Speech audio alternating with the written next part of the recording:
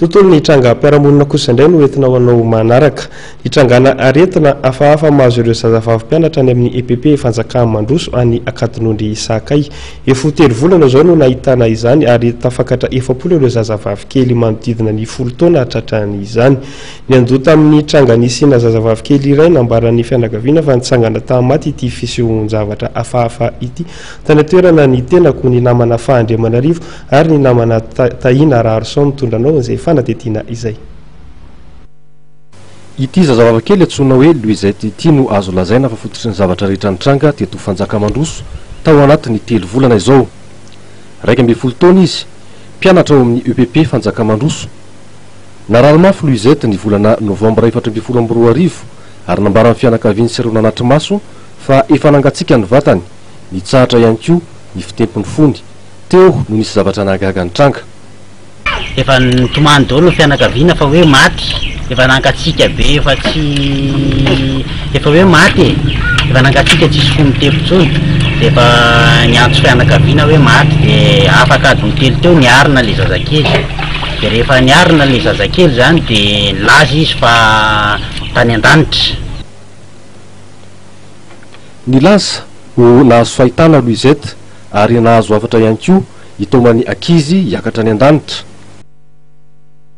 Firy zany namana fananandrio zao?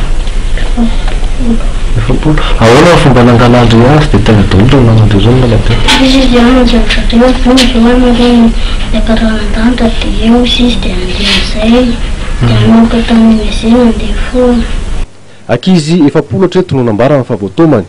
Manao fomba fivavahana manokana izy ireo ary mampiorikoditra ny mpitazana ny fietsiny hatrany an-tsekoly. Ny anazy zany ny hitako maso efatra fa rehefa nampitana le anankiray tena foibeny toy izay mpianatra ny EPP daholo izy nihetsika. Fa tamin'ny latsiny ny alina fotsiny nahita ankizy mihitsy hoe ohatrany hoe tsy andrefana nandrisy ny adiny iray zany izy tena nihetsika tena nihetsika. Latsiny ny alina taizo? Atsabadikasy ny kiva mpianatra ny lycée zay nandeha niary tolotany. Adiny iray zany le fitepiny fony te hitako hoe mivoaka ao anatin'ny akanjo mihitsy le izy tsy mihetsika fa le fony ihany mihetsikaetsika be dia miteniteny. Zay zany le hitako le ankizy lehibe fa le anazy zany le efatra izay any fa any ananany izy moa rehefa anontaniny izy dia niakatra izay any. Zay any zany ny zavatra misy moa zao zany ohatrany nangingina aloha. Nandray fepetra ny fokotany teo anatrehan'izany zavatra ny tranga zany satria niteraka savorovory teo amin'ny mpiaramonina ity seho iray ity.